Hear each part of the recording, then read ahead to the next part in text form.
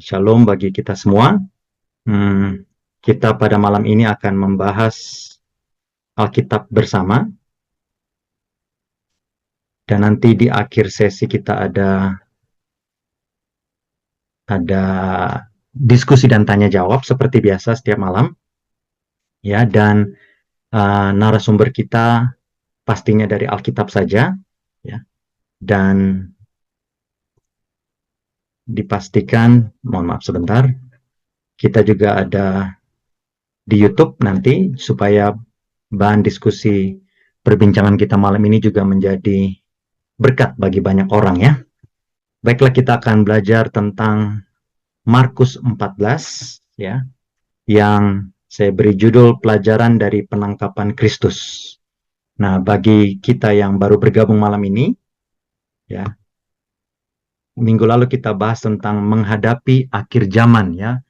Kita belajar dari perikop Markus 12 ayat 41 sampai Markus 13, ya.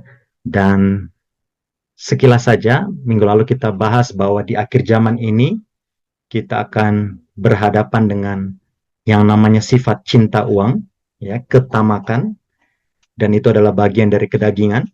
Dan di akhir zaman ini, ya, hedonisme, konsumerisme, ya, sifat foya-foya dan lain-lainnya, sifat egois, cinta diri, memperkaya diri, itu bagian daripada manusia pada umumnya.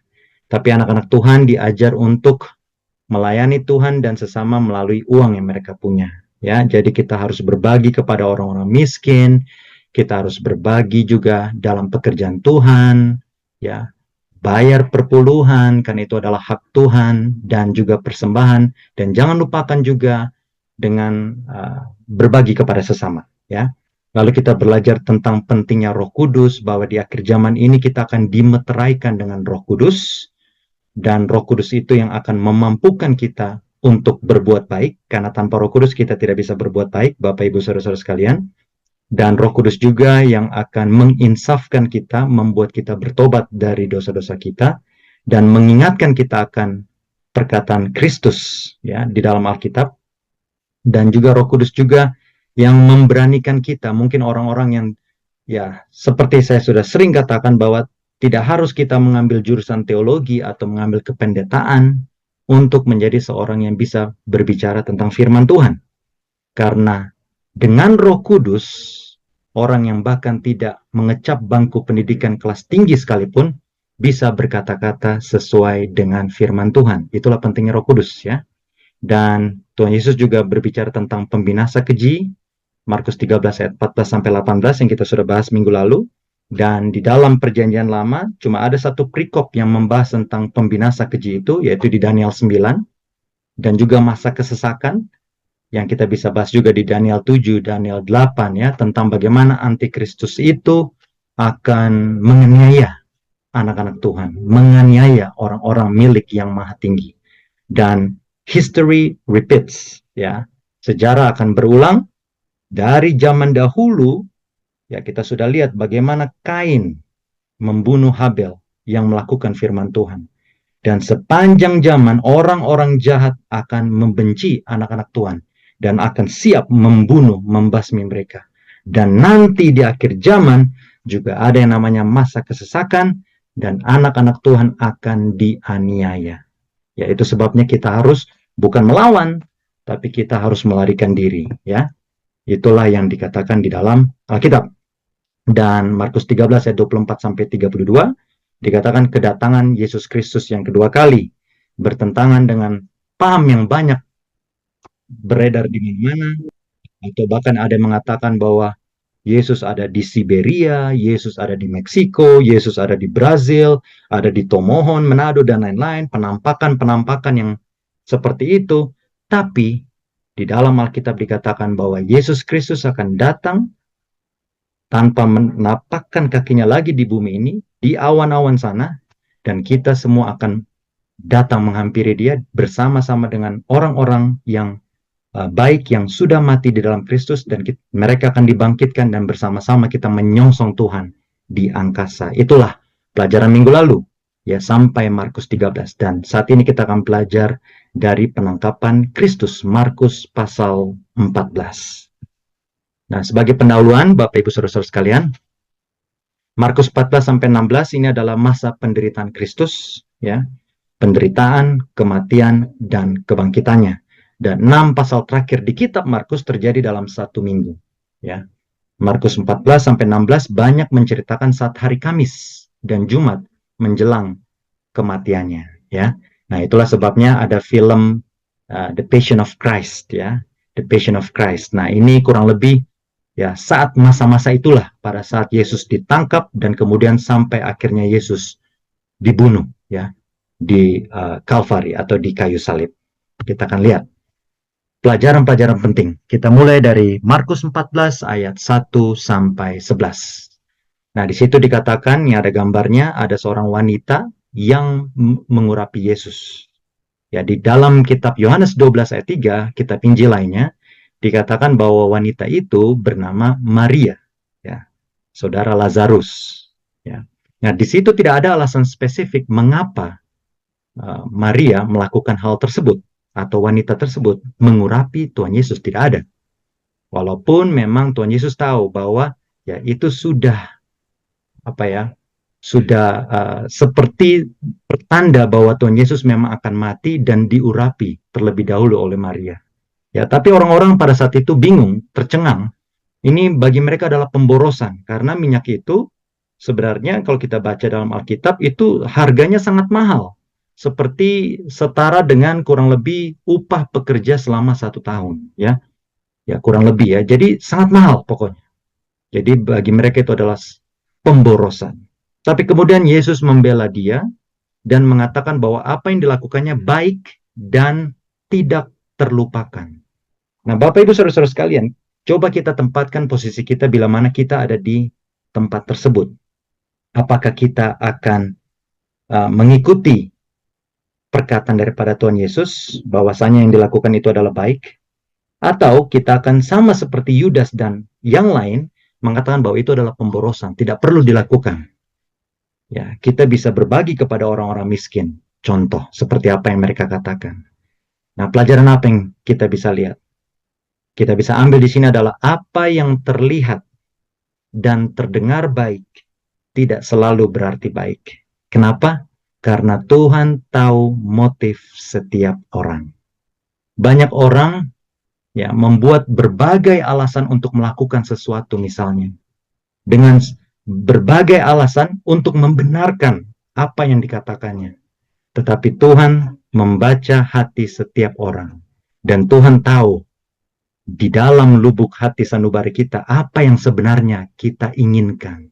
Dan pada saat itu Tuhan tahu di dalam lubuk hati Yudas seperti apa. Dan Tuhan tahu apa yang ada dalam lubuk hati seorang wanita yang bernama Maria tersebut. Bahwa dia tahu segala sesuatunya dia mau berikan untuk Tuhan Yesus. Nah, saudara-saudara sekalian, Tuhan Yesus katakan bahwa ya seperti yang dikatakan sini, apa yang dilakukan olehnya tidak akan terlupakan. Dan bahkan di dalam kitab Injil Matius, Markus, Lukas, Yohanes, apa yang dilakukan wanita itu tertulis semuanya. Ya, itu menandakan bahwa betul apa yang Tuhan katakan, bahwa apa yang dilakukan wanita ini tidak terlupakan. Dan ini sangat kontras dengan Yudas, ya. Yudas yang pada saat itu seakan-akan peduli dengan orang-orang miskin, yang tidak suka dengan apa yang dilakukan oleh wanita tersebut, tetapi beberapa jam kemudian kita tahu bahwa dia mengkhianati Tuhan Yesus, ya. Beberapa saat kemudian dia mengkhianati Tuhan Yesus. Dan apa yang dilakukan Yudas juga tertulis di dalam kitab Injil, bahwasanya dia mengkhianati Tuhan Yesus, ya. Ingat, ya, apa yang kita lakukan baik itu sangat penting. Apa yang kita katakan yang baik-baik tentu sangat penting, tapi yang terpenting dari segala sesuatunya adalah motif hati kita. Karena Tuhan tahu apa yang ada di dalam hati saudara-saudari dan saya. Ya, belum tentu apa yang kita lakukan baik itu baik kalau motif kita, tujuan kita tidak baik. Jadi hati-hati dalam tindak tanduk kita. Yang kedua, kita sambung Markus 14 ayat 12 sampai 31 tentang perjamuan terakhir. Markus 14 ayat 12, di situ tertulis bahwa itu adalah hari pertama dari hari raya roti tidak beragi, ya, dan itu jelas hari Kamis malam karena beberapa jam kemudian Yesus ditangkap, ya, kita tahu semuanya. ya. Dan nah ini sangat unik. Kalau menurut kitab Taurat, dari hari raya roti tidak beragi itu hari pertamanya harus ada penyembelihan anak domba.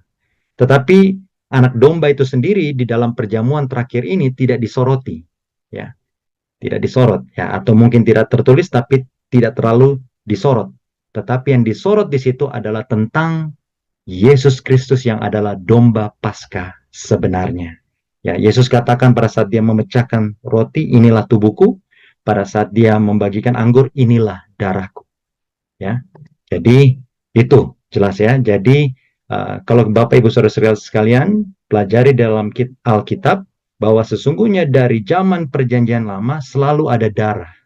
Ya, kenapa Kain tidak diterima persembahannya? Bukan karena Kain memberikan buah-buahan atau sayur-sayuran yang busuk, bukan. Tapi karena Tuhan menghendaki di dalam kurban yang dipersembahkan kepada Tuhan harus ada darah. Itulah sebabnya Kain tidak diterima persembahannya. Sedangkan Habel diterima. Dan sepanjang zaman ya, bahkan sebelum zaman Nabi Musa sudah ada penumpahan darah. Zaman Kain dan Habel sudah ada. Lalu zaman Nuh, ingat pada saat dia keluar dari Bahtera, disembelilah domba, ada penumpahan darah. Dan seperti apa yang tertulis dalam kitab Ibrani, bahwa tanpa penumpahan darah tidak ada penebusan. Itulah sebabnya pentingnya pengorbanan Kristus, karena Kristus adalah domba Paskah yang sebenarnya. Nah, itu di dalam Keluaran 24 ayat 8 dikatakan bahwa pada saat bangsa Israel keluar dari Mesir, lalu kemudian Musa ya memercikan ya darah kepada bangsa Israel, lalu mengatakan bahwa ini adalah darah perjanjian. Nah, ini sejalan dengan Markus 14 ayat 24, Yesus katakan inilah darahku, darah perjanjian yang diberikan kepada semua orang. Nah, ini perlambang ya. Ya, dan Rasul Paulus juga katakan, masakan kita bisa ditebus oleh darah binatang? Tidak. Darah yang bisa menebus kita hanyalah darah Yesus Kristus. Pelajaran penting apa yang bisa kita ambil di sini?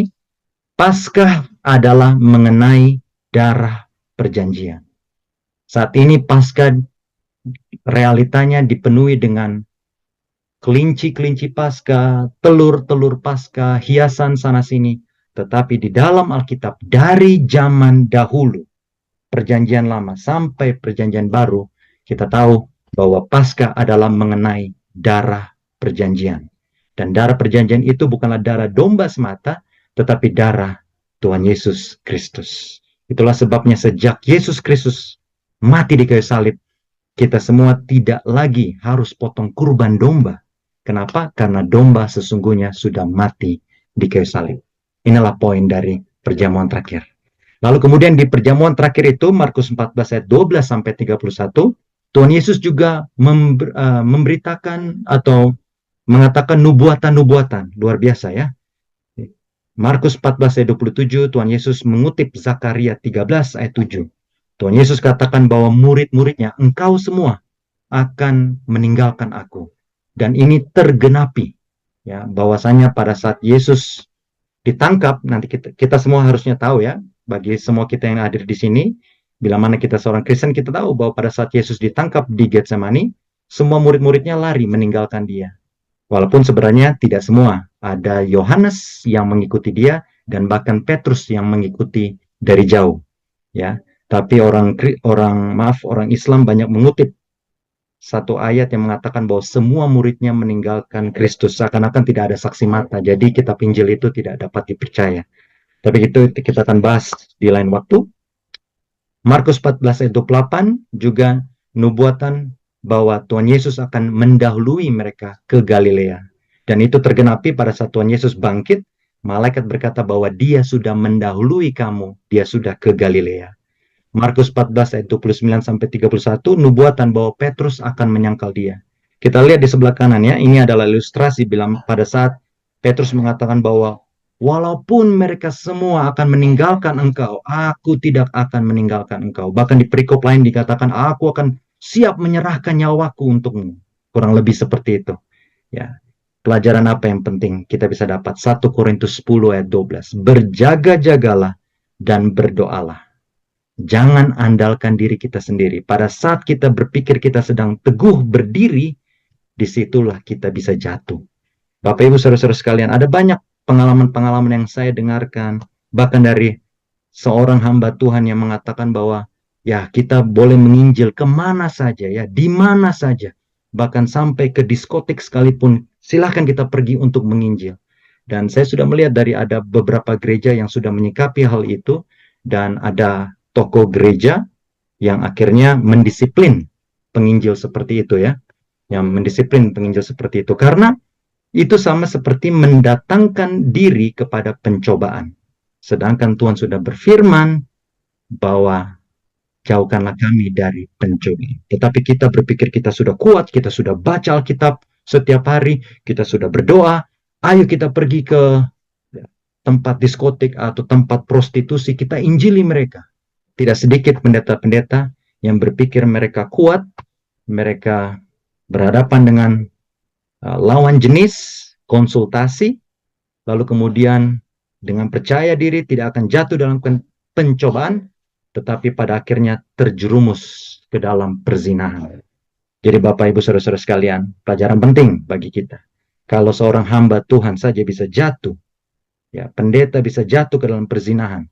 Seorang Petrus, murid dalam daripada Yesus Kristus, bisa jatuh di dalam penyangkalan kepada gurunya. Siapalah kita? Jangan bermain-main dengan pencobaan. Karena pada saat kita berpikir kita kuat, disitulah kita akan jatuh. Tetap banyak berdoa, berjaga-jagalah, dan berdoalah. Berikut. Getsemani. Ya. Markus 14 ayat 32 sampai 42. Dikatakan, Yesus mengajak murid-muridnya ke Taman Getsemani, lalu kemudian mayoritas muridnya ditinggalkan di bagian luar, sedikit luar, lalu kemudian diajaklah murid-murid dalamnya mengikuti dia, Petrus, Yohanes, Yakobus, lalu kemudian ditempatkan di suatu tempat tertentu, lalu kemudian dia menyendiri agak sedikit jauh, dan disitulah Yesus bergumul. Kita lihat, ini ilustrasinya. Dan dikatakan sampai keringatnya seperti peluh-peluh darah. Ya, dia sedang berjuang untuk melawan kata hatinya. Dalam kemanusiaannya, dia tidak tahan untuk menderita. Makanya dalam doanya, Markus 14 ayat 36, Yesus berdoa agar cawan penderitaan itu bisa berlalu. Tapi ingat kata kuncinya. Dia katakan, bila mana itu kehendak Bapa. Ya. Jangan kehendakku yang jadi, melainkan kehendakmu lah yang jadi. Bapak, Ibu, Saudara-saudara sekalian, pelajaran-pelajaran penting kita bisa ambil di sini. Secara manusia, Tuhan Yesus tidak sanggup untuk mati. Dia tidak mau mati. Karena dalam kemanusiaannya, dia tahu bagaimana rasanya sakit. Jadi saat itu Tuhan Yesus tidak sedang bermain drama, pura-pura sakit. Tidak. Pada saat paku itu menembus tangan dan kakinya, yang dia rasakan adalah benar-benar sakit. Tetapi dalam doanya di Getsemani, Filipi 4 ayat 13 berlaku kepadanya. Dia disanggupkan. Ya, pada saat dia berdoa dengan sungguh-sungguh, dia pada akhirnya disanggupkan untuk melakukan kehendak Bapa. Dia akhirnya semakin siap untuk mati di kayu salib. Dan kita tahu ceritanya ya, semoga kita tahu ya, yang sudah sering baca Alkitab kita harus tahu ya, yang belum.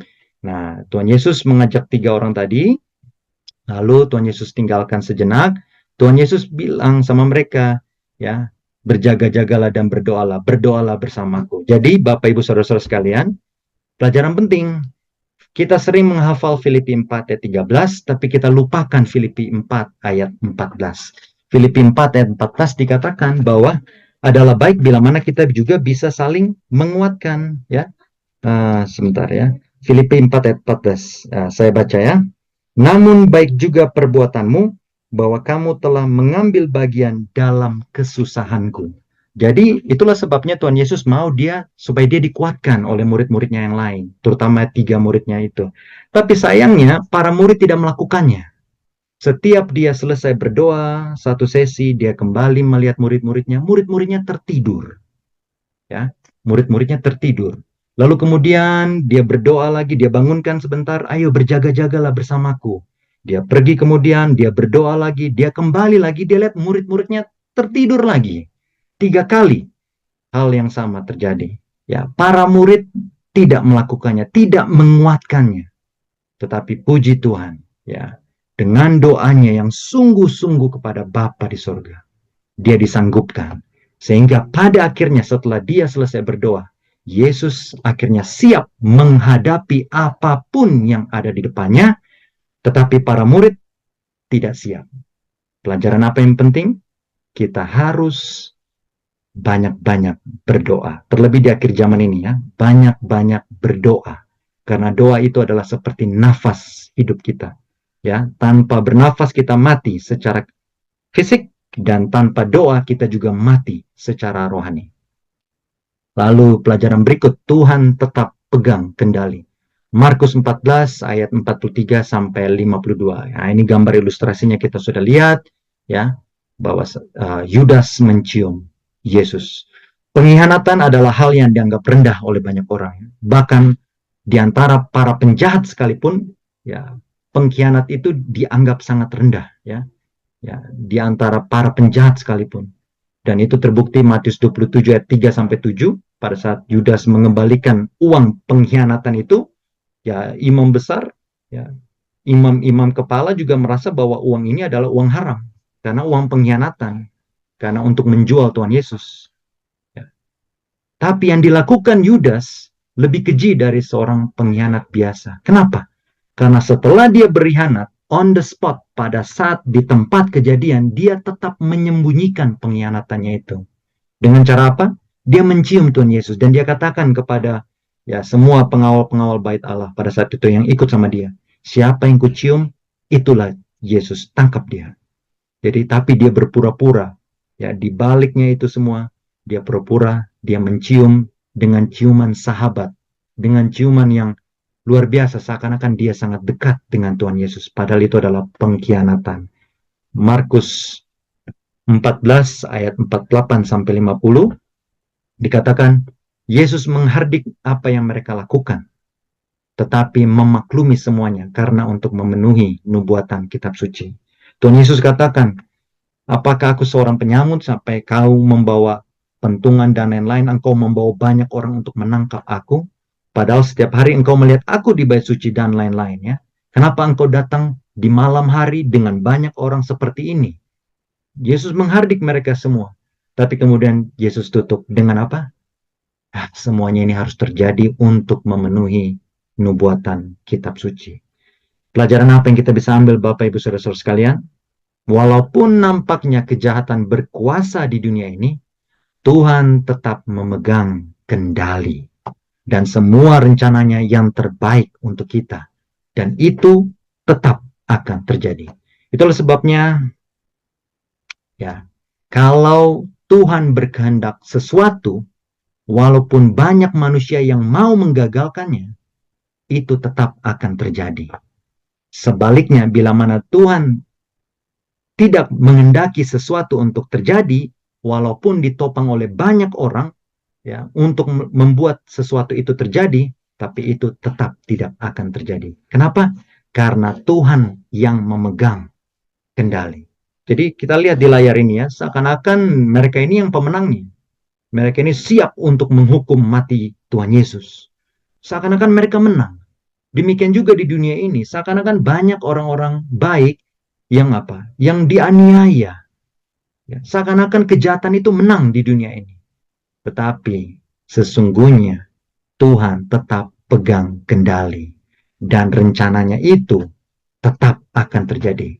Itulah sebabnya kan ada dikatakan, ada tertulis, rancanganmu bukan rancanganku, rencanamu bukan rencanaku, rencana Tuhan yang pasti akan terjadi.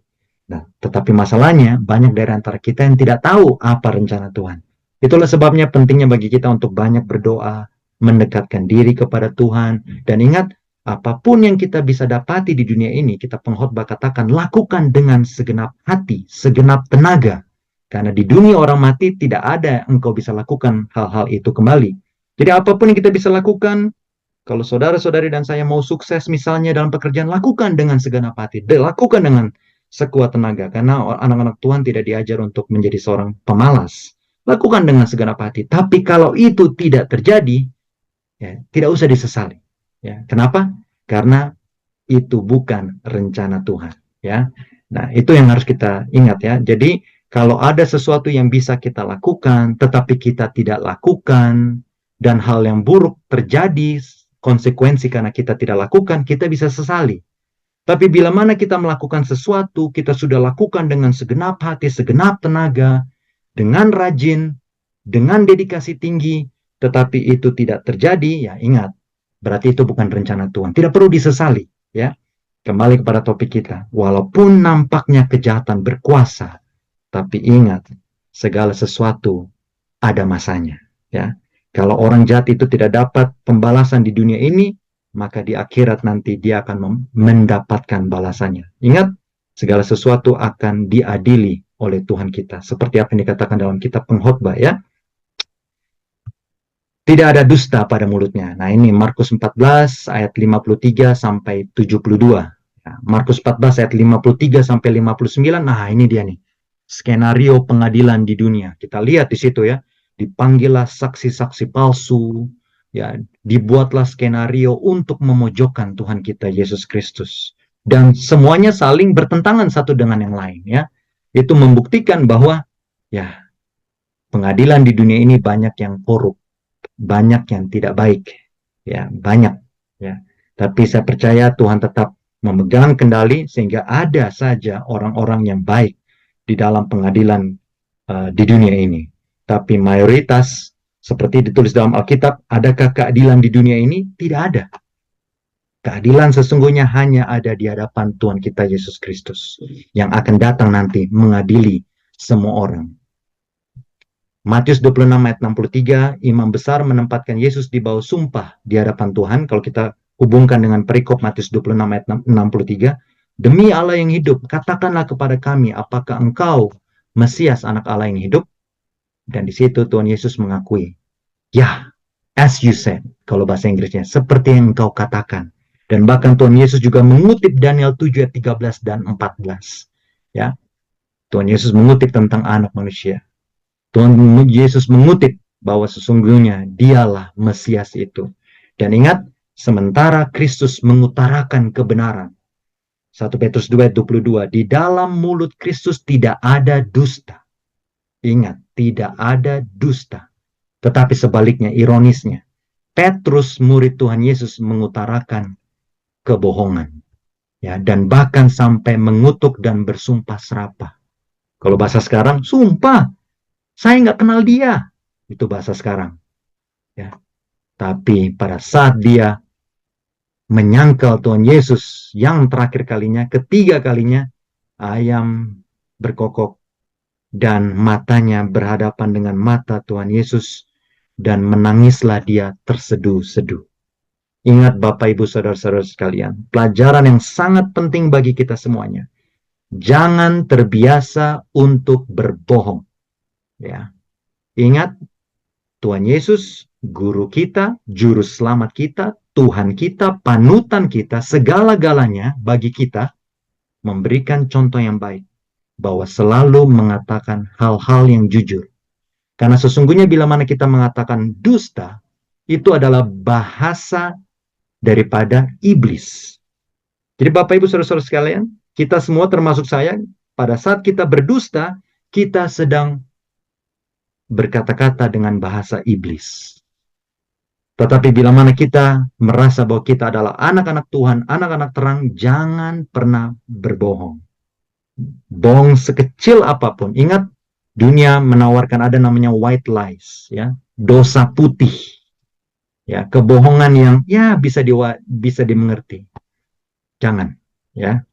Tapi banyak sekali saat ini orang-orang yang mengutip tentang Rahab berbohong bahwa oh ada namanya white lies. Tapi kita sudah pernah bahas yang lalu ya, bahwa sebenarnya poinnya bukan tentang kebohongan Rahab, tapi tentang bagaimana Tuhan melindungi ya para pengintai itu. Seandainya pun Rahab ya mau mengatakan di mana para pengintai itu, ingat, apakah itu berarti Tuhan tidak bisa melindungi para pengintai tanpa Rahab membohongi ya pengawal-pengawal yang sedang mencari para pengintai tersebut? Tidak. Ya, Tuhan terlalu besar untuk kita kecilkan seperti itu. Apapun yang terjadi, usahakan yang terbaik. Pastikan kita berkata-kata kebenaran. Markus 14 ayat 65, pada saat mereka menghina dia, mereka menampar dia, memukul dia, dan kemudian ya mengejek dia, ayo bernubuatlah untuk kami, bernubuatlah untuk kami. Tapi Tuhan Yesus memilih diam. Dan sungguh hal yang sangat luar biasa, ya Bapak Ibu Saudara-saudara sekalian, pada saat Tuhan Yesus ditampar, dipukul sedemikian rupa, dihina, ayo bernubuatlah, Tuhan Yesus tetap diam. Di luar sana Petrus sedang menggenapi nubuatan yang Tuhan Yesus katakan beberapa jam sebelumnya. Tuhan Yesus katakan, Petrus, karena Petrus berapi-api, aku tidak akan meninggalkanmu. Petrus, sebelum ayam berkokok 2 kali, kamu sudah sangkal aku 3 kali. Dan pada saat itu kita lihat ilustrasinya ya. Kita lihat ilustrasi di sini. Petrus akhirnya sadar pada saat ayam berkokok. Lalu kemudian menangislah dia terseduh-seduh keluar.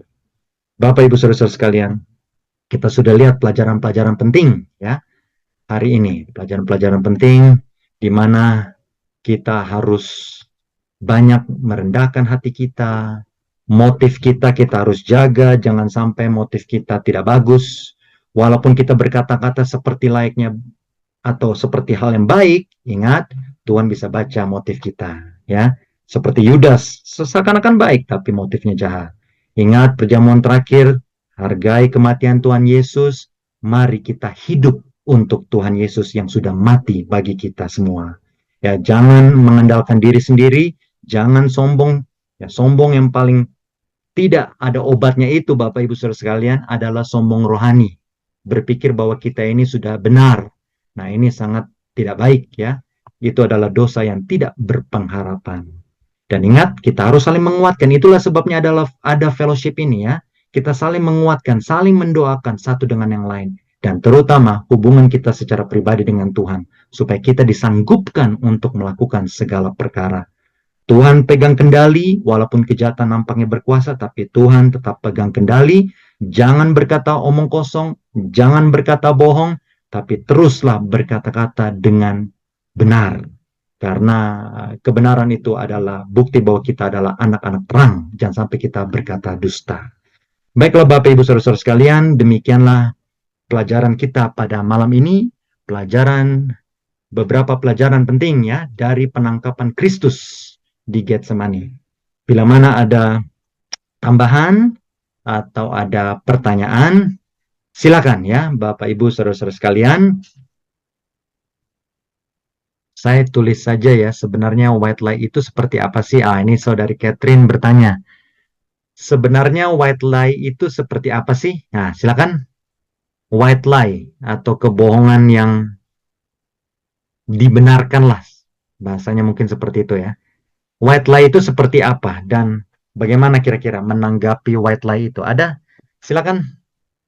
Bapak Ibu, saudara-saudara sekalian, silakan. Oh, bisa dengar saya, maaf. Bisa. Silakan. Pokoknya saya pakai HP sama Iya, siap. ini yang pakai komputer, suaranya nggak ada, kecil. Jadi saya pakai HP bisa kedengaran nggak ya? Terdengar. Silakan. Saya tidak akan menanggapi yang white lie. Nanti mungkin ada yang mau share tentang white lie itu. Cuman saya mau sedikit sharing tentang persembahan yang harus darah. Bisa dengar? Bisa. Silakan. Ya. Setelah pengorbanan Tuhan Yesus di kayu salib, kan kita sudah ditebus dengan darah Yesus. Benar kan? Di situ maksudnya ya. Ya. Nah, setelah itu konsepnya jadi sudah tidak akan memakai darah lagi. Kalau saya tidak salah begitu kan. Jadi setelah penebusan Yesus, kita tetap mempersembahkan kepada Tuhan, tetapi sesuatu yang bukan darah lagi.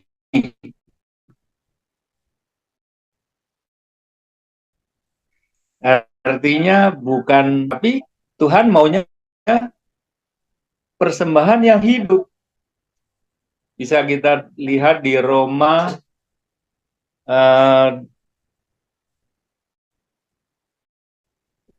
Roma 12 ayat 1.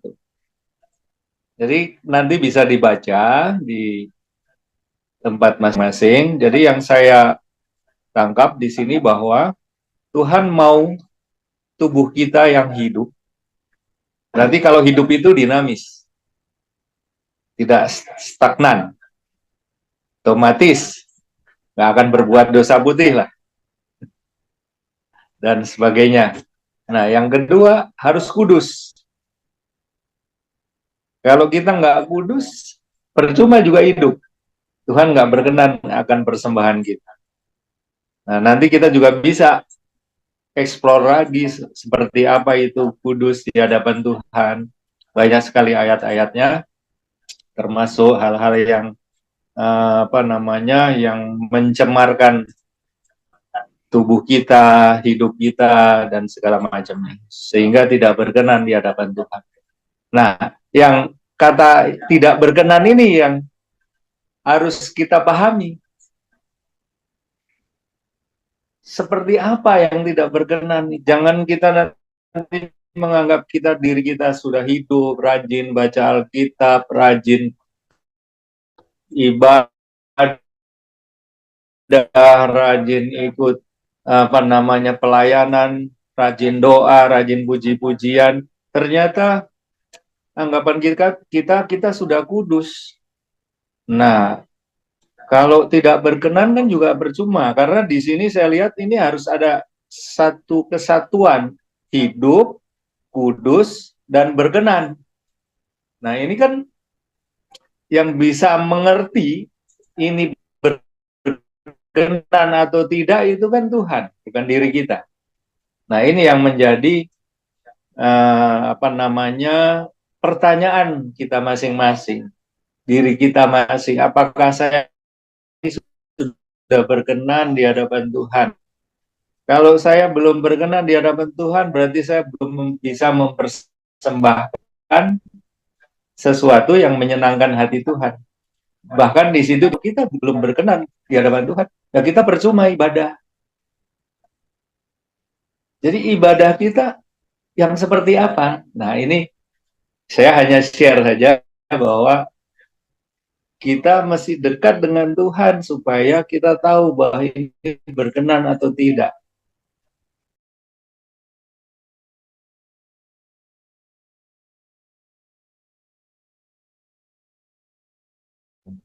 Suaranya terputus, Pak Krisno. Mohon maaf. Yo. Sudah terdengar. Ya, mungkin supaya yang lain juga bisa kebagian, saya hanya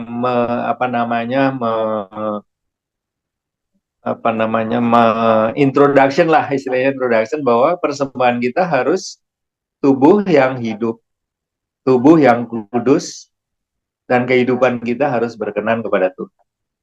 Kalau tidak berkenan juga percuma kita punya ibadah, kita punya usaha apapun, kalau Tuhan tidak berkenan, ya Tuhan tidak akan terima persembahan kita. Itu saja, terima kasih. Amin. Puji Tuhan untuk tambahannya dari Pak Krisno ya. Roma 12 ayat 1, izinkan saya baca sampai ayat 2, ini sangat menarik. Karena itu saudara-saudara, demi kemurahan Allah, aku menasihatkan kamu supaya kamu mempersembahkan tubuhmu sebagai persembahan yang hidup, yang kudus, dan yang berkenan kepada Allah. Itu adalah ibadahmu yang sejati. Janganlah kamu menjadi serupa dengan dunia ini, tetapi berubahlah oleh pembaharuan budimu, sehingga kamu dapat membedakan manakah kehendak Allah, apakah yang baik, yang berkenan kepada Allah, dan yang sempurna.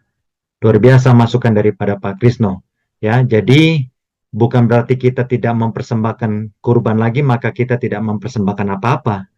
memang selain persembahan dan perpuluhan yang kita sudah bahas minggu lalu, ada suatu persembahan yang teristimewa dan yang terpenting dalam hidup kita dan sudah dibawakan oleh Pak Krisno, yaitu tubuh kita.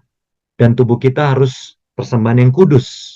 Cara hidup kita pun harus kudus. Bagaimana caranya kita tahu?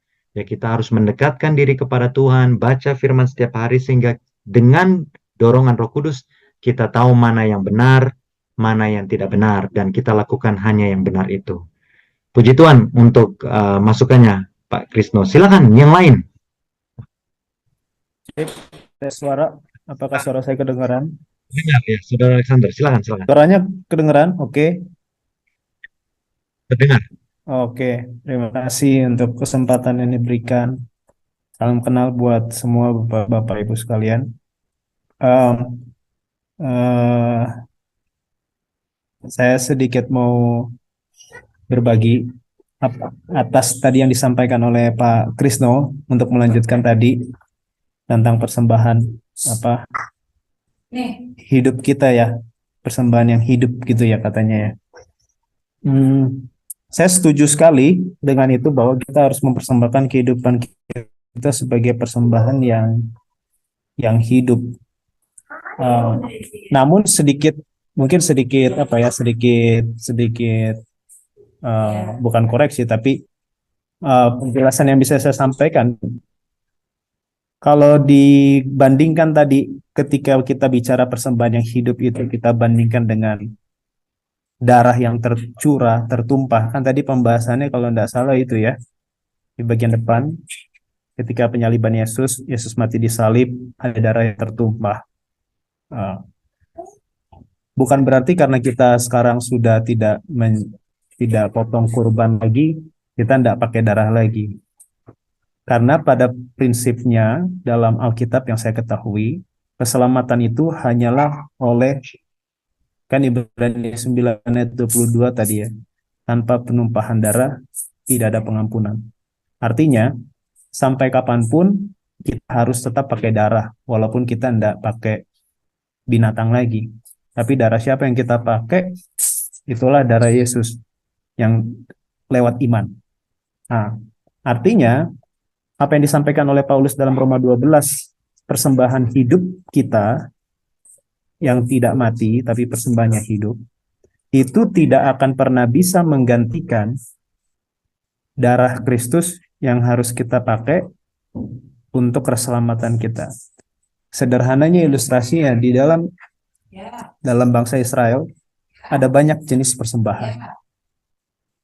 Ada persembahan korban penghapus dosa. Ada korban sepanjang yang saya tahu ya, nanti Bapak Ibu boleh lihat di Imamat. Ada korban penghapus dosa, ada korban bakaran, ada juga korban sajian.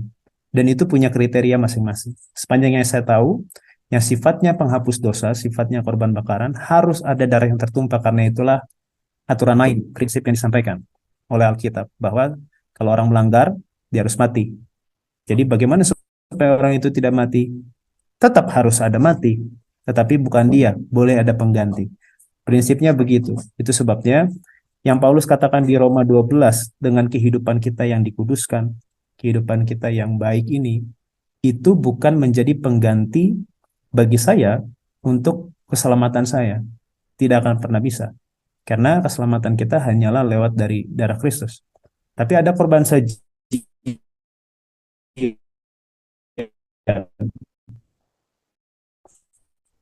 yang isinya tepung-tepungan dan sebagainya. Nggak ada. Oh, suaranya putus-putus ya. Tapi sekarang Iya, terkadang jelas, tapi putus. kedengeran nggak kira-kira? Silakan lanjut. Silakan lanjut.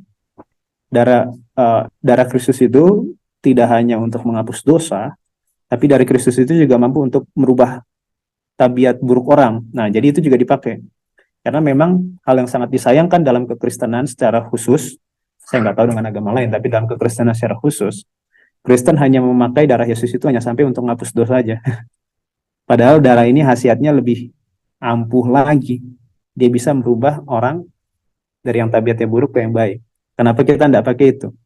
Jadi kita tidak hanya gunakan darah Kristus untuk sekedar kita buat salah lalu kita minta ampun dosa, tapi kita juga pakai darah itu bukan hanya untuk mengampuni, tapi pakai darah itu juga untuk mentransformasi kehidupan kita. Itu yang dibilang oleh Roma 12. Tetapi dalam ilustrasi Maria, Maria bisa selamat itu uh, bukan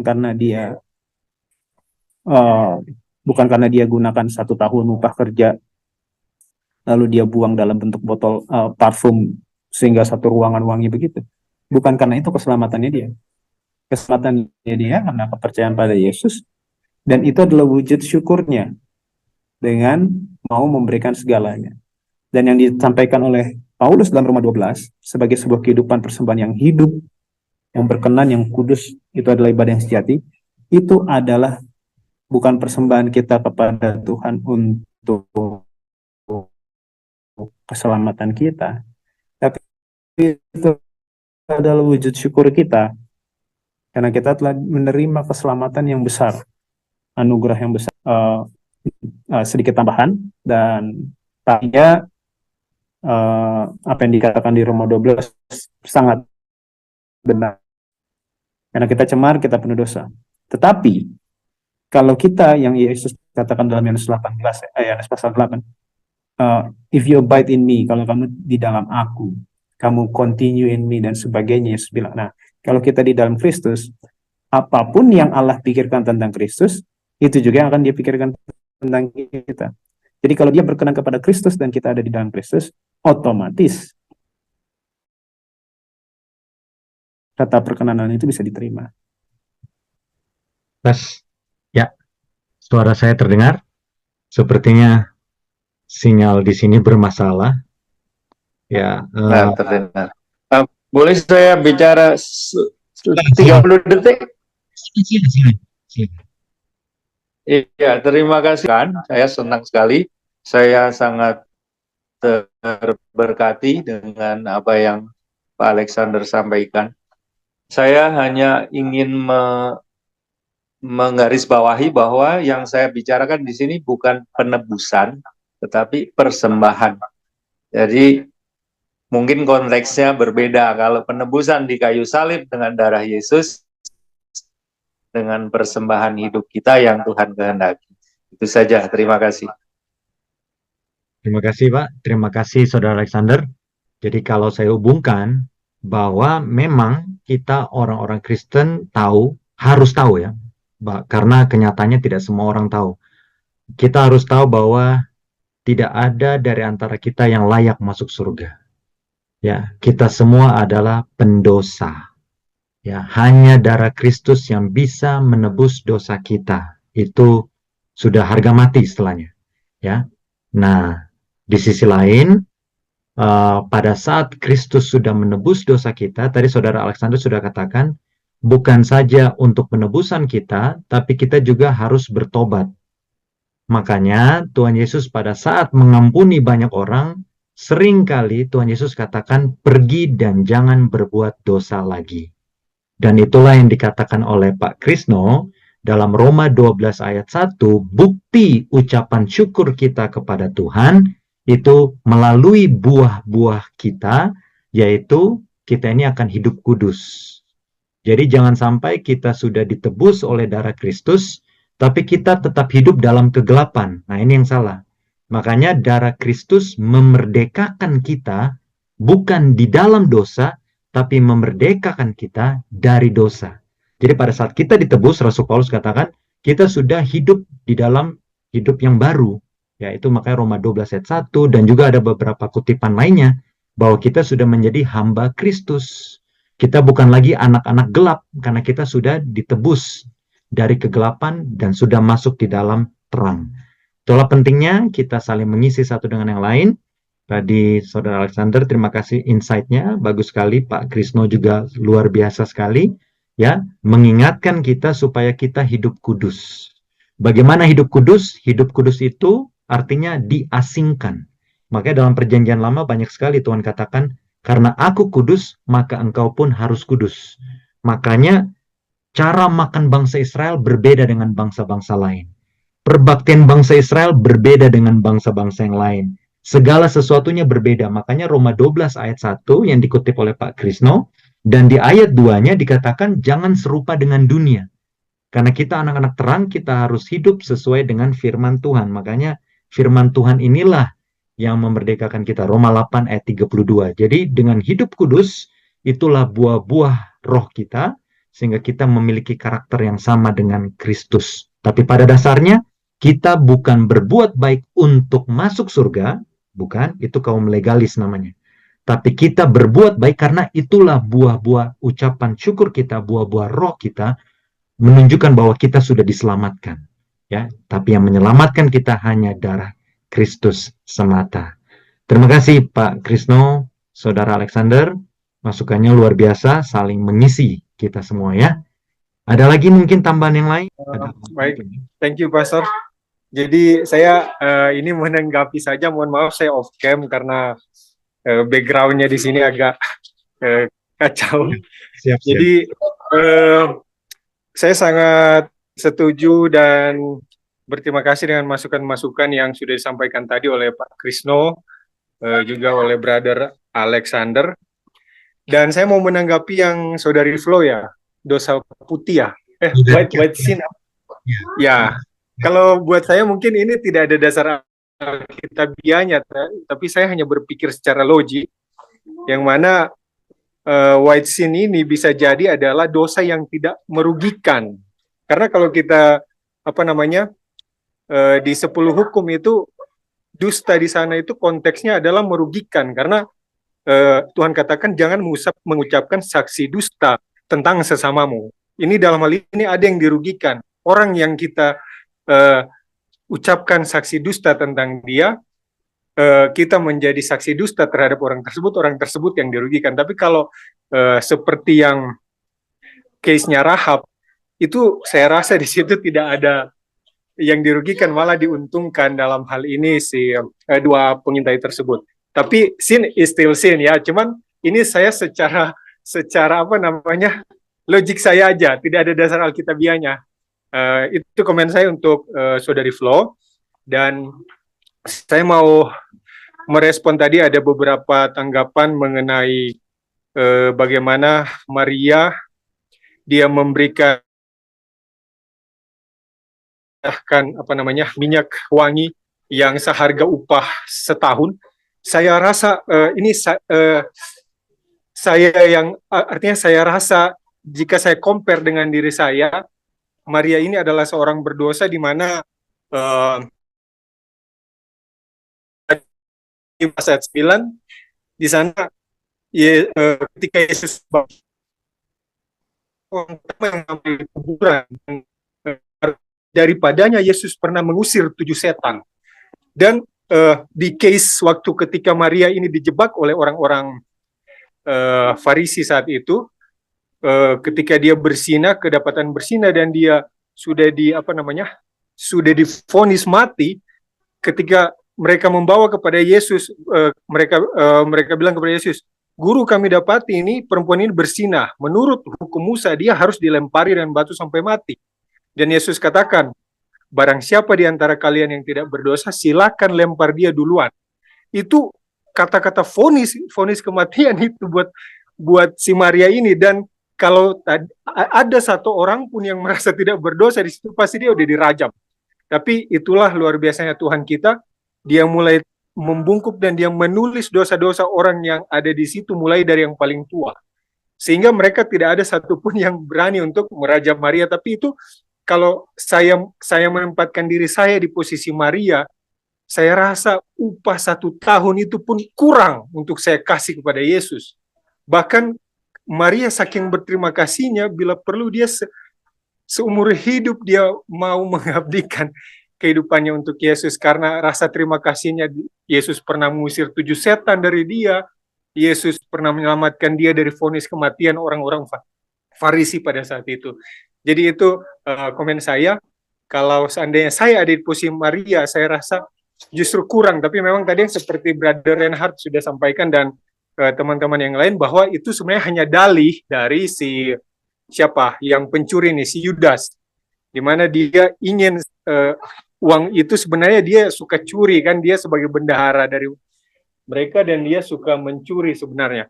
Oke, mungkin hanya itu saja tambahan saya. Terima kasih. Tuhan memberkati. Terima kasih, Brother Grady ya. Jadi ada tertulis ya, semakin besar pelanggaran, ya tolong dikoreksi, semakin besar kasih karunia. Betul ya, ada tertulis dalam apa namanya Alkitab. Tapi bukan berarti kita menginjak-injak kasih karunia. Nah, itu yang salah ya. Jadi memang orang yang semakin besar dosanya, maka dia akan semakin bersyukur, berterima kasih kepada Tuhan karena dia sudah diampuni dosanya. Itulah sebabnya tadi dalam pembahasan kita, dosa yang paling tidak berpengharapan adalah dosa kesombongan rohani, yang merasa bahwa tidak perlu memerlukan pengampunan lagi mungkin misalnya karena dia merasa dia sudah benar. Makanya dosa-dosa seperti inilah yang tidak berpengharapan ya, menghujat Roh Kudus ya, tidak mau mendengar lagi perkataan Roh Kudus, tidak merasa tidak perlu lagi pertobatan dan lain-lain. Dan tadi sudah disampaikan oleh Saudara Grady bahwa Maria merasa dirinya sangat berdosa. Nah, bagaimana dengan kita semua? Nah, ini saya suka kalau membahas firman itu saya selalu mau berkaca. Apakah saya merasa, aduh, dosa saya mah ya cuma sedikit-sedikit aja. Nah, kalau saya merasa seperti itu, maka saya ya ada sedikit mungkin tanpa saya sadari merasa pongah, merasa sombong rohani. Tapi kalau saya merasa bahwa, aduh, saya seharusnya sudah layak mati nih, saya sudah melanggar hukum Tuhan yang lalu, saya sudah begini begitu ya, tidak layak lagi di hadapan Tuhan. Maka saya akan memakai lutut saya benar-benar berterima kasih kepada Tuhan dan saya juga pada akhirnya dimenangkan dan mau mengampuni orang lain ya. Sama seperti Tuhan sudah mengampuni saya, maka saya juga harus mengampuni orang lain. Nah, itu kurang lebih ya tentang Maria dan ya pelajaran penting juga ya Saudara Grady. Tadi ya kalau kita ada di posisi di situ pada saat Maria sedang menuangkan minyak itu, apakah kita ada di posisi Tuhan Yesus atau di posisi Yudas? Ya kan? Itu juga pertanyaan besar buat kita kan. Bahkan seringkali saya merenung pada saat Tuhan Yesus disalib, apakah saya sedang membela Tuhan Yesus atau saya juga ikut menyerukan salibkan dia, salibkan dia. Kita tidak tahu, ya. Terkadang kita berpikir bahwa kita hidup benar, tetapi sebenarnya kedagingan masih menguasai kita. Dan ya tentang white lie tadi, ya bagaimana kira-kira adakah dosa putih? Tadi Saudara Giri sebenarnya sudah katakan bahwa tidak ada dalil biblikalnya. Ya, kalau kita tahu juga cerita Daud pada saat sedang bersembunyi, ya, lalu kemudian ada yang berbohong demi dia. Ya, itu juga ada banyak kebohongan-kebohongan. Tapi banyak orang Kristen yang mengambil poin-poin cerita itu untuk membenarkan dosa putih. Tapi saya selalu katakan, pernah saya ditanyakan di suatu acara seminar, saya katakan kita jangan fokus ke hal itu. Kalau saya pribadi, saya fokus lebih kepada ya apapun yang dilakukan orang, segala sesuatunya tetap sejalan dengan rencana Tuhan. Makanya terkadang ada orang yang berbuat jahat, tapi sebenarnya tetap ada skenario Tuhan di situ. Tapi bukan Tuhan yang membuat dia berbuat jahat. Itu berbeda ya. Itu berbeda. Contoh nih, Yudas mengkhianati Tuhan Yesus. Yes. Memang ada nubuatan tentang pengkhianatan Tuhan Yesus. Tapi apakah itu berarti Tuhan yang membuat Yudas untuk berdosa? Nah, itu beda cerita. Ya, Tuhan dalam kemahatauannya dia tahu bahwa akan ada yang mengkhianati dia, tapi bukan Tuhan yang membuat Yudas untuk mengkhianati dia atau Petrus untuk menyangkal dia. Nah, kurang lebih itu masukan. Saya lihat saudara Pak Krisno ya, Pak Krisno ada on mic-nya sedang hidup ya. Ada yang mau disampaikan? Mungkin Pak Krisno silakan.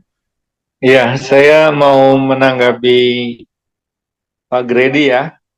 Saya ada pertanyaan ini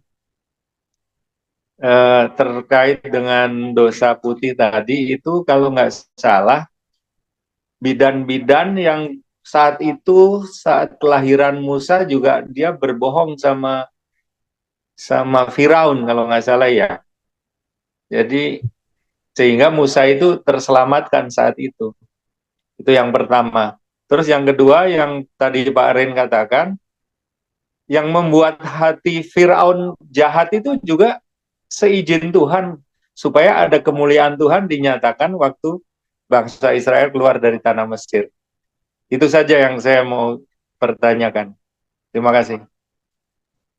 Terima kasih Pak Krisno. Jadi ini sebuah pertanyaan juga mungkin ya, sekalian pernyataan. Memang ya ingat pada saat Bai-Bai di Mesir ya sedang dibunuh, Bidan, Sifra dan Pua kalau tidak salah ya namanya itu, mereka bilang bahwa oh orang-orang Ibrani ini kuat.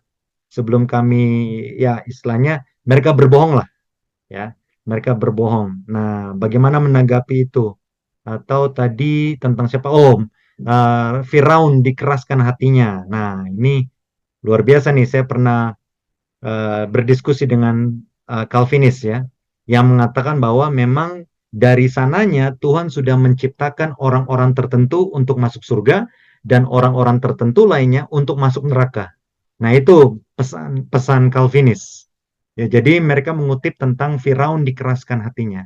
Ada tanggapan sebelum saya menjawab mungkin dari saudara? Eh, Pak Soren, karena tadi Pak Krisno menyinggung mention nama saya. Jadi memang yang Pak Krisno sampaikan itu sangat-sangat benar. Itu tadi salah satu contoh yang mau saya sampaikan, cuma saya lupa. Jadi memang itu justru menguatkan Pak Kris. Jadi eh, menguatkan yang mana seakan ada,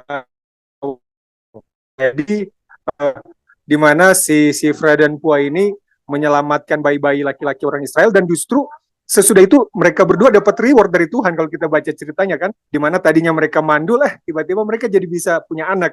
Jadi ada question mark juga di sana bahwa apakah memang yang dimaksud dengan dosa itu apakah yang hanya merugikan orang lain ataukah yang gimana? Itu juga jujur saya masih bertanya untuk hal itu Pak Kris, dan mungkin Brother Rain bisa bantu jelaskan karena saya juga belum dapat kepastiannya bahwa kalau memang kita berdusta untuk kebaikan orang apakah itu termasuk di dalam dihitung sebagai dosa ataukah hanya dosa yang merugikan orang. Karena kita saya juga pernah dengar statement yang mengatakan bahwa ada dosa yang membawa maut, ada dosa yang tidak mendatangkan maut. Jadi kira-kira bagaimana itu? Menurut saya di dalam hal ini bukan mengetes, tapi saya juga kurang mengerti. Jadi mungkin ada Brother Rain atau Brother Alex dan yang lain.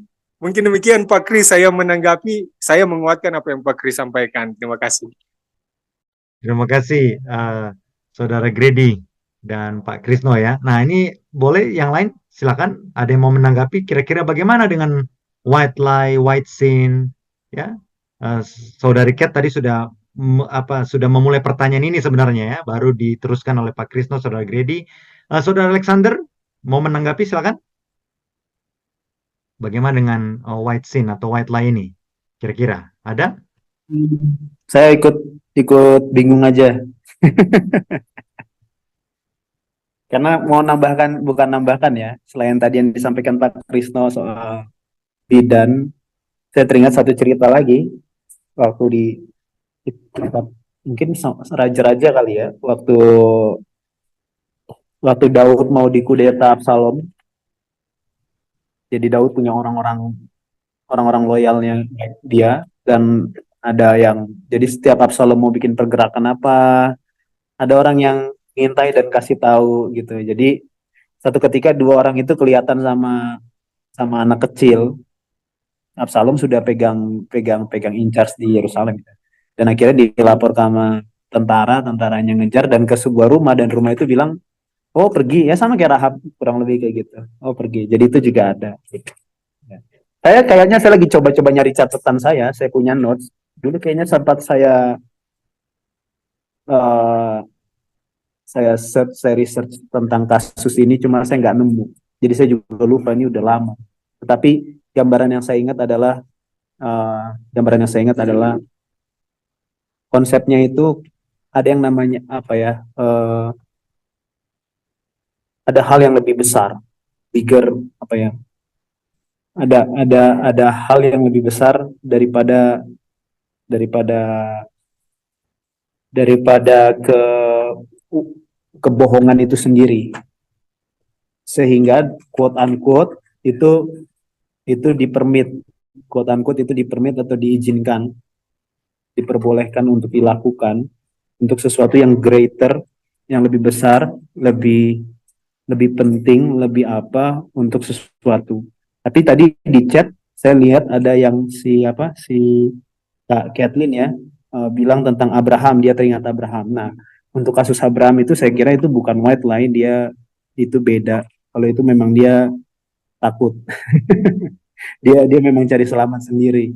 Kalau ini kisah bidan, kisah Rahab, kisah yang loyalisnya Daud, yang orang yang menjaga loyalisnya Daud, sebenarnya diri mereka nggak terancam di situ, bukan mereka seseorang yang diincar, bukan mereka targetnya.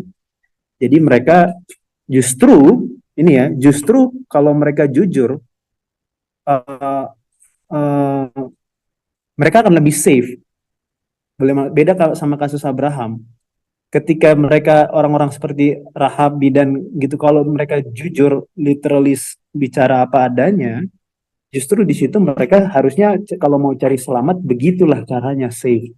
Ya nggak peduli lah dengan yang lain, yang penting kan posisi saya aman. Tapi justru mereka menempatkan diri mereka kepada sebuah posisi resiko yang karena mereka berbicara tidak sesuai fakta, dan bisa aja kalau ketangkap justru mereka bisa dapat dapat yang tadinya tidak bermasalah jadi bermasalah gitu.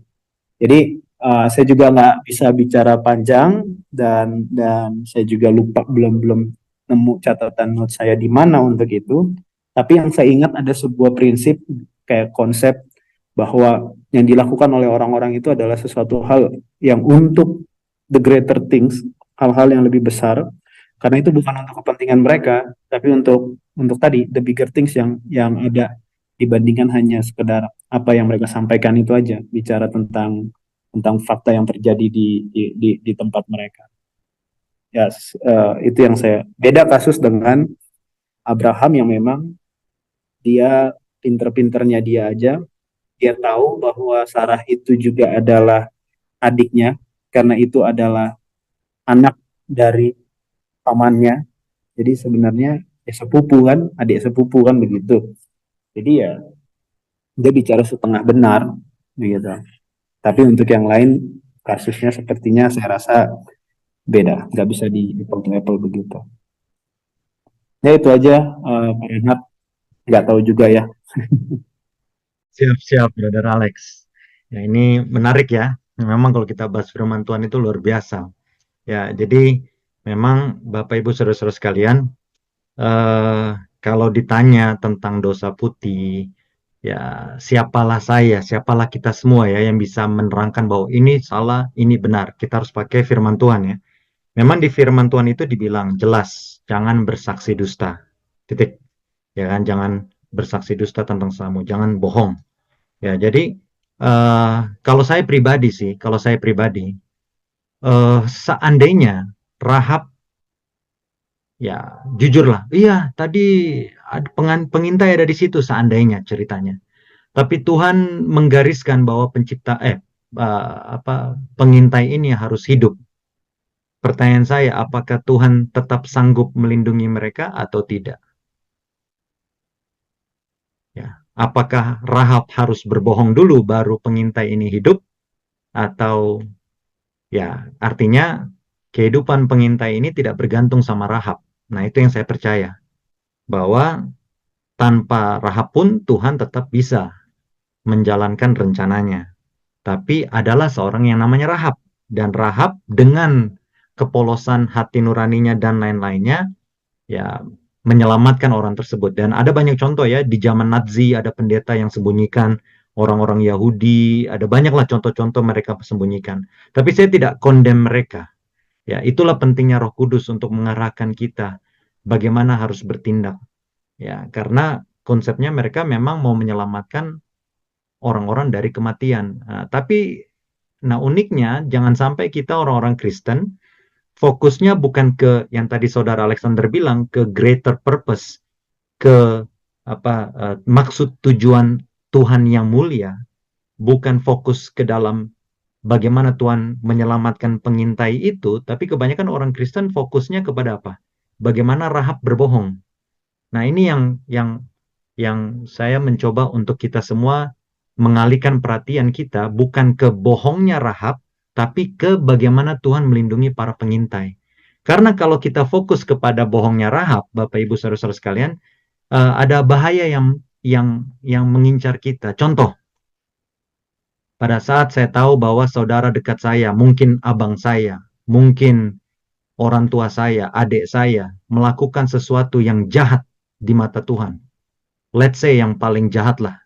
Dan itu memang harus hukuman seumur hidup masuk penjara. Lalu saya kasihan sama dia.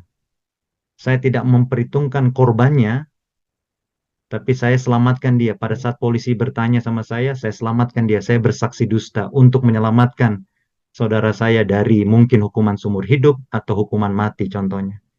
Nah, itu kan jadi seperti gray area, seakan-akan ya begitulah. Karena pada saat itu kan Rahab tidak tahu ini dua orang ini bagaimana, ya kan? Tapi ada dorongan ya dari Roh Kudus saya katakan, sehingga membuat dia, aduh, ini orang kayaknya innocent atau bagaimana, dan dia selamatkan. Jadi kalau saya pribadi, Saudara Grady, saya bukan mengkondem, wah Rahab itu berdosa, itu tidak. Tapi saya percaya kasih karunia itu lebih besar dari segala sesuatunya. Itulah sebabnya kalau saya pribadi, bagaimana kita mendekatkan diri kepada Tuhan, supaya nanti Roh Kudus yang akan kasih tahu kita harus berbuat seperti apa, tanpa kita sadari bahwa itu adalah kuasa Roh Kudus. Tapi saya lebih melihat kepada, ya tadi, greater purpose-nya. Jadi hal yang lebih besar dari itu. Jadi contoh, nah berbeda dengan kasus yang tadi Saudari Catherine katakan ya, Abraham bohong. Nah itu Abraham ketahuan, dia memang mau menyelamatkan dirinya karena yang sedang dalam ambang kematian itu adalah dirinya. Kalau ketahuan Sarah itu istrinya, dia takut dia dibunuh. Nah kalau si Rahab, dia mau menyelamatkan orang lain. Nah itu perbedaan besar. Rahab mau menyelamatkan orang lain. Nah makanya saya berpikir ya kita semua lah. Itulah perlunya Roh Kudus. Kita baca firman setiap hari, tapi tanpa dorongan Roh Kudus kita akan menjadi seperti ahli Taurat, ya, seperti tidak ada roh.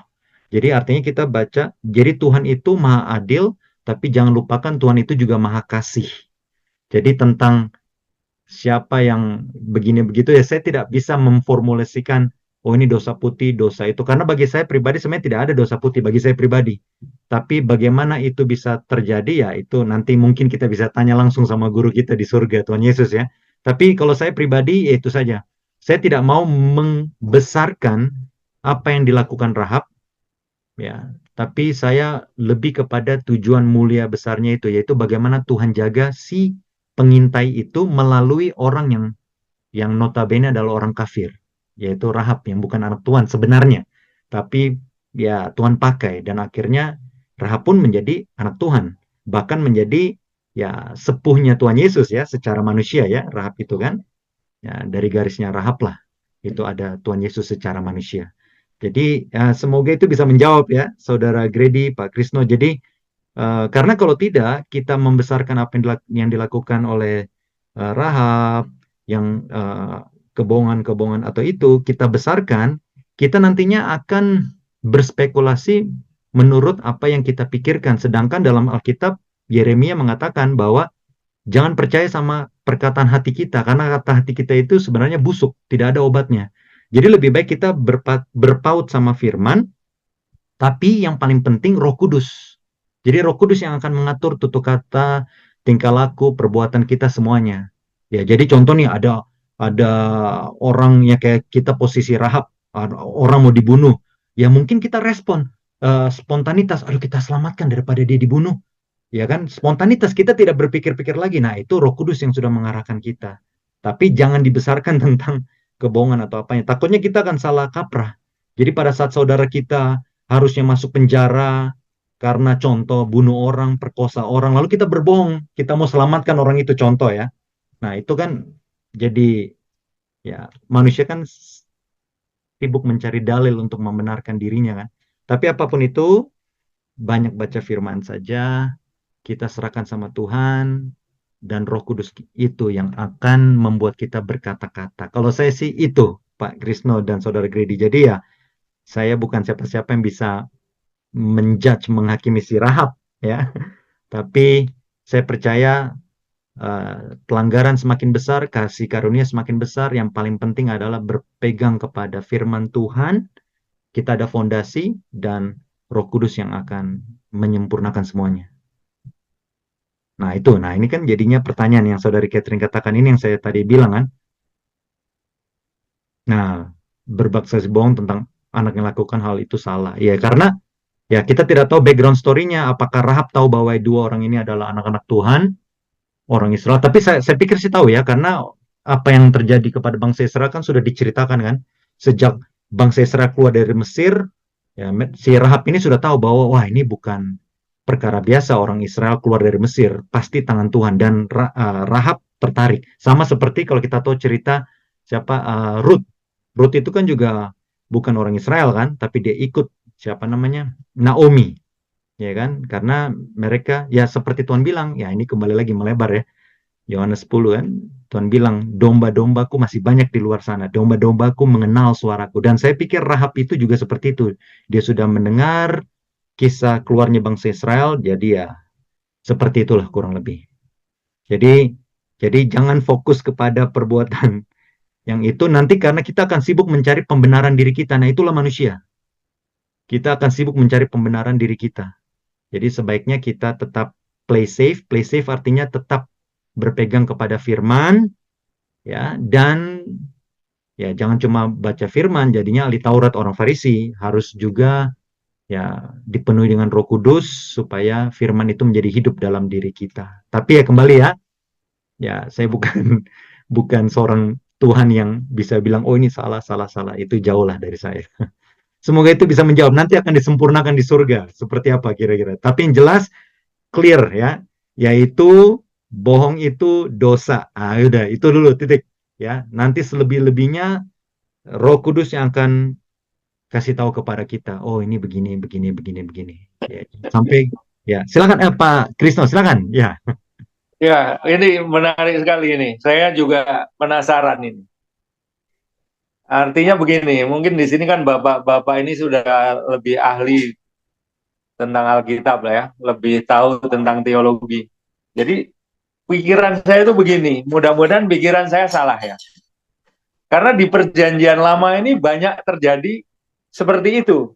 Kisah-kisah di perjanjian lama itu banyak ya, yang dikatakan tadi dosa putih yang tidak merugikan, artinya tidak merugikan umat Tuhan, dan termasuk kejadian di Musa, kejadian di Rahab, kejadian di Daud ya. Nah, tetapi setelah penebusan, setelah perjanjian baru, saya dapatkan di Matius 5 ayat 37. Jadi Yesus sendiri yang berkata itu. Jadi ini konteksnya berbeda, perjanjian lama dengan perjanjian baru.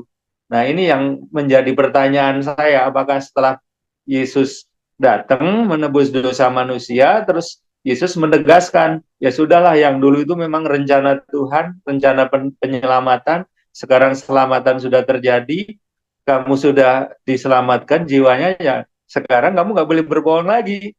Seperti itu penangkapan saya kalau kita lihat di Matius 5 ayat 37.